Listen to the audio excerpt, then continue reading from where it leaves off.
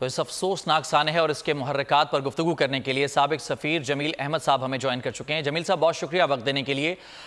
سر یہ بہت ہی افسوسناک یقیناً ایک واقعہ ہے، لیکن یہ وہ واقعہ ہے جو کہ منظر عام پر آ گیا، جو رپورٹ نہیں ہوتے واقعات روزانہ کی بنیاد پر نہ جانے کتنی اسی طرح کی کشتیاں جو کہ بارڈر کراس کرتی ہوں گی، لوگوں کی جانوں کو خطرے میں ڈالتی ہوں گی۔ کیا کہنا چاہیں گے اس پورے نیٹ ورک کے حوالے سے جو کہ کافی عرصے سے چل رہا ہے؟ جی، نیٹ ورک تو ظاہر ہے ایک مافیا ہے۔ یہ وہی مافیا ہے جس کو کہ اقوام متحدہ نے اپنے ایک کنونشن کے مطابق اس کو آرگنائز کرائم کے طور پر اس کو سمجھا جاتا ہے، اس مافیا کو۔ اور اس میں اس حد تک کہ جنرل اسمبلی کے ریزولوشن ایک ہے 54/212 اور یہ 99 میں پاس ہوا ہے، اس میں بھی تمام حکومتوں کو پابند کیا گیا ہے کہ اس آرگنائز کرائم کے سرغنوں کو اور گینگ کو پکڑا جائے تاکہ یہ ہیومن سمگلنگ نہ ہو سکے۔ ان تمام چیزوں کے باوجود ہم جیسے ممالک، نہ صرف پاکستان، اس میں بنگلہ دیش بھی شامل ہے، لیکن اس دفعہ پاکستان کی ایک بڑی تعداد ہے، تقریباً اس میں پاکستان کے 298 جو ہے پاکستانیوں کی خبر آ رہی ہے کہ شاید وہ اپنی تمنائیں لے کے، اپنی آرزوؤں لے کے، اپنے خاندانوں کی تمنائیں اور آرزو لے کے وہ بحریہ روم میں خود جب غرق ہوئے تو ان کی تمام تمنائیں اور آرزویں وہ بھی غرق ہو گئیں اس میں۔ اور یہ زیادہ تر ان علاقوں کی ہیں، آزاد کشمیر کوٹلی میں رہا ہوا ہوں وہاں، وہ ظاہر ایک پسماندہ علاقہ ہے، وہاں روزگار کے ذرائع کم ہیں۔ ایسے تو پورے پاکستان میں کروڑ سے زیادہ نوجوانان ملت بے روزگار ہیں اور وہ بہت سارے معاملات میں پریشان ہے، پولیٹیکل اسٹیبلٹی ہے، اکنامک ہے، ان ایمپلائمنٹ ہے۔ اس کی وجوہات پر میں آتا ہوں بعد میں، لیکن پہلے میں آپ کو اس کے انٹرنیشنل قانون بھی بتا دیا میں نے۔ نیشنلی ہمارے پاس پورے ادارے ہیں جن کا کہ یہ فرض ہے کہ یہ سمگلنگ، ہیومن سمگلنگ کو ختم کیا جائے۔ یہ چند مہینوں میں کوئی چوتھا واقعہ ہے۔ میں سفیر رہا ہوں لیبیا کا، وہاں سمگلنگ کر کر کے دنیا جہان سے لوگوں کو لا کے پہنچایا جاتا ہے، کیونکہ وہاں سے فاصلہ جو مالٹا کا ہے، مالٹا نے کافی کمزور اس کو کر لیا ہے، وہ سب سے قریب فاصلہ ہے، اور اس کے بعد اٹلی کا فاصلہ سمندری سب سے قریب ہے۔ تو لہٰذا وہاں یہ آ کے اور ہیومن سمگلنگ کی جو چین ہے جو کہ یورپ سے لے کے اور یہاں پاکستان اور پاکستان جیسے ملکوں میں پھیلی ہوئی ہے، وہ اس کو اس چین کو چلا جی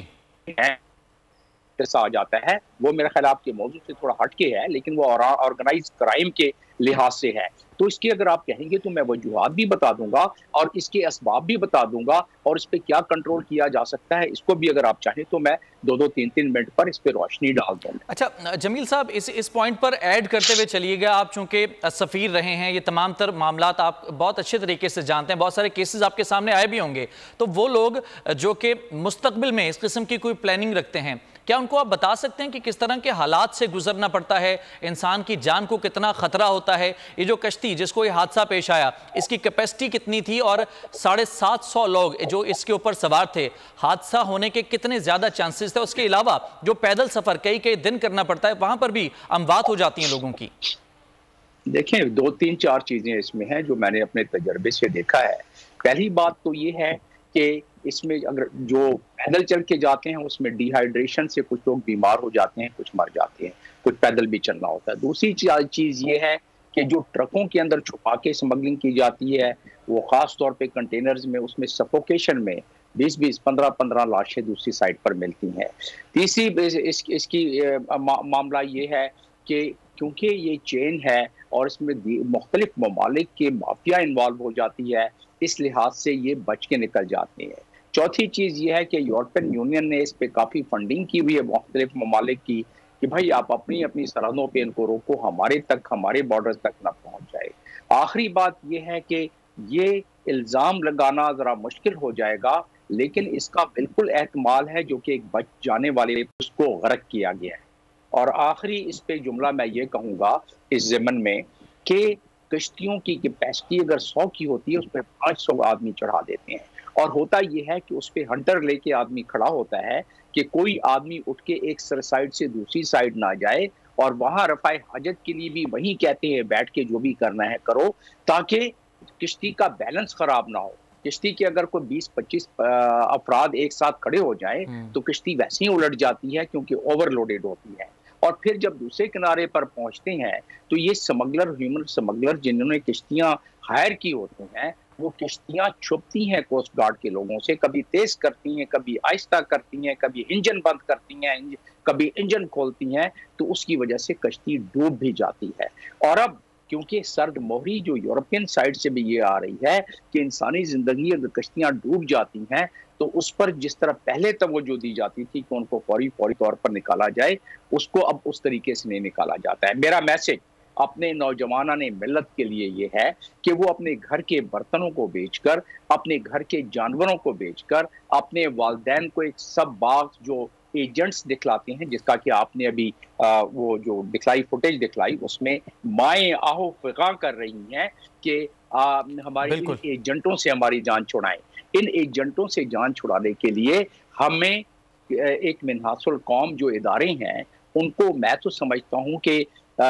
یہ ہمیں انٹیریئر منسٹری کو ایک میٹنگ کال کر کے ایک آخری وارننگ کریک ڈاؤن کی دینی چاہیے اور ان پر کریک ڈاؤن مسلسل کرنا چاہیے۔ یہ ہو گیا واقعہ، ایک آدمی جا رہا تھا پکڑ لیا، چلے اچھی بات ہے، لیکن یہ ہے کہ اس کے ساتھ جو چین ملی ہوئی ہے، یہ تو میں انلیگل سمگلنگ کی بات کر رہا ہوں۔ جو لیگل سمگلنگ ہے وہ ایک علیحدہ چیپٹر ہے، اس چیپٹر میں اس میں بہت ساری کہانیاں اور بھی ہیں کہ کتنے ادارے اور کون کون انوالو ہے اس میں، اور کس طرح یہ نہیں رک پا رہا ہے ان تمام اس میں اداروں کی۔ جمیل صاحب، اداروں کی آپ نے بات کی، تو کیا یہ ممکن ہے کہ یہ جو انلیگل سمگلنگ ہے اس میں بھی جو ادارے ہیں اس کے اندر جو کالی بھیڑیں ہیں وہ ملوث نہ ہو اور اس کے باوجود یہ مکمل ہو پا رہی ہو، کامیاب ہو پا رہی ہو، یعنی کہ سلسلہ چل رہا ہو؟ یقیناً یہ بھی ممکنات ہیں کہ جو متعلقہ ادارے ہیں اس کے اندر ایسی کالی بھیڑیں موجود ہوں گی جو کہ اس چیز کو، اس سسٹم کو سپورٹ کر رہی ہیں۔ اس کے بغیر ہو نہیں سکتا، لیکن اگر اداروں کے لوگ ملے نہ ہوں تو اس میں تقریباً یہ ناممکن بات ہو جاتی ہے، اور اس میں اگر کوئی اکا دکا نکل بھی جائے تو زیادہ سے زیادہ 5 سے 10% جا سکتے ہیں، لیکن یہ کیونکہ ایک چین کے تحت چلتا ہے اس لحاظ سے اس میں 100% لوگ جا رہے ہوتے ہیں، اور کبھی کوئی ٹوکن کے طور پر ایک آدھ پکڑ لیا تاکہ حکام بالا کو دکھلایا جائے کہ ہم نے ریڈ بھی کر لیا ہے، لیکن زیادہ تر لوگ نکل جاتے ہیں اس میں۔ اب ہم اگر پچھلے دنوں جو ہم نے سختی کی، افغانستان میں ڈالرز کو جو لے جائے جاتے تھے وہ تو بڑی چھوٹے سے نوٹ ہوتے ہیں نا، کاغذ ہوتے ہیں، اگر اس پہ ہم نے کسی حد تک کنٹرول کر لیا تو یہ اتنی بڑی بڑی انسانی جانیں سانس لیتی ہوئی جانیں، ان کو ہم ڈیٹیکٹ نہیں کر سکتے ہیں، یہ کس قسم کی بات ہے؟ بالکل، یہ وجہ کیا ہے کہ جو انسانی سمگلنگ ہے اس پر قابو نہیں پایا جا سک رہا ہے؟ میئر کراچی کے انتخاب کی جنگ، بول نے پھر چھوڑ دیا سب کو پیچھے۔ اس وقت مرتضی وہاب منتخب ہو گئے ہیں میئر کراچی، یہ اعلان کر دیا گیا ہے باقاعدہ طور پر، اب سرکاری طور پر مرتضی وہاب میئر کراچی منتخب ہو گئے ہیں۔ صحافتی روایت رکھی برقرار، بول نے دکھائی سب سے بڑی ٹرانسمیشن۔ اور یہ ایکسپیکٹڈ تھا، میں نے آپ کو کہا کہ نمبر گیم میں جماعت اسلامی کے پاس نمبر پورے نہیں ہے۔ لمحہ بلمحہ کی صورتحال سے کیا باخبر عوام کو۔ رینجرز کے اہلکار اور پولیس کے اہلکار ہیں وہ ہائی الرٹ ہیں، اور وہ اس بات کی کوشش کر رہے ہیں کہ اب کوئی ناخوشگوار واقعہ جو ہے وہ رونما نہ ہو سکے، کیونکہ بول ہے سب سے پہلے۔ سبسکرائب کریں اور بیل دبائیں تاکہ کوئی خبر رہ نہ جائے۔